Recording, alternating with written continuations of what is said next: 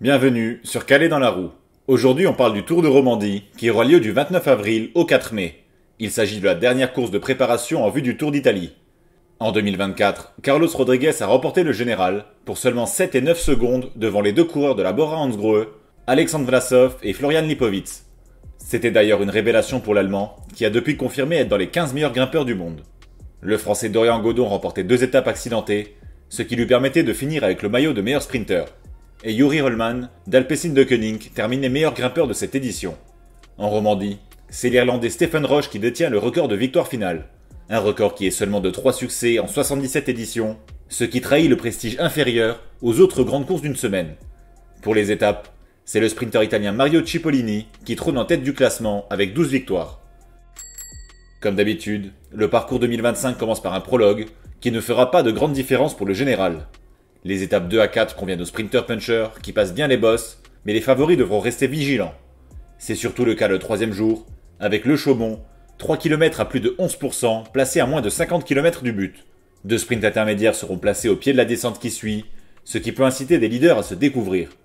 Samedi aura lieu l'étape reine, où les coureurs graviront 2 cols de première catégorie, avant de terminer par la terrible ascension de Thion 2000, 20 km à près de 8%.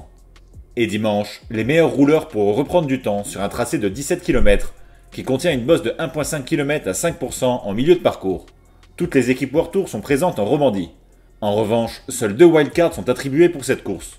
Et comme l'Auto n'a pas refusé son invitation, les organisateurs n'ont pu sélectionner qu'une seule des 2 pro-teams suisses. Et c'est Tudor, vainqueur du prologue 2024 grâce à Michael Zeilhard, qui a été choisi.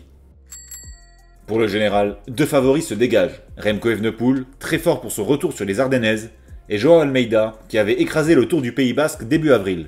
Derrière, on a une belle brochette d'outsiders, avec le tenant du titre Carlos Rodriguez, Lenny Martinez, Lennart Van Eetvelt, Alexandre Vlasov ou Oscar Onley. David Gaudu comme Ken Uijtdebroek sont des candidats au top 10, même si leur forme est incertaine puisqu'ils reviennent de blessures. Pour les arrivées groupées, le plateau est assez hétérogène. D'un côté, on retrouve des purs sprinters, comme Caleb Ewan, Pavel Bittner ou Milan Menten, mais qui n'auront peut-être même pas une seule opportunité de sprinter pour la victoire. Et de l'autre, il y a les punchers avec une bonne pointe de vitesse, comme Andrea Vendrame, Clément Venturini ou Finn Fischer-Black. Il y a cependant un coureur qui combine les qualités de ces 2 catégories de coureurs, et c'est Mathieu Brennan. Le coureur de la Visma, probablement le néo-pro le plus impressionnant en 2025, a de bonnes chances de repartir avec au moins une étape. Pour mes pronos, je vais miser sur Almeida devant Evenepoel.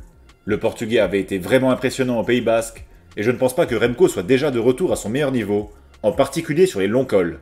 En 3ème position, j'espère voir Lenny Martinez. Le jeune Français a le niveau et la forme pour signer un premier podium sur une course World Tour, surtout au vu du parcours et de la concurrence. En hot take, je parie sur 2 victoires d'étape pour Brennan, qui finirait avec le maillot de meilleur sprinter. Et pour le classement de la montagne, je mise sur Mathis Rondel, le Français de la Tudor, restant 4ème du Tour des Abruzzes. À l'issue de ce Tour de Romandie, on aura une bonne idée des forces en présence pour le Giro. J'ai hâte que ça commence. Bon week-end à tous.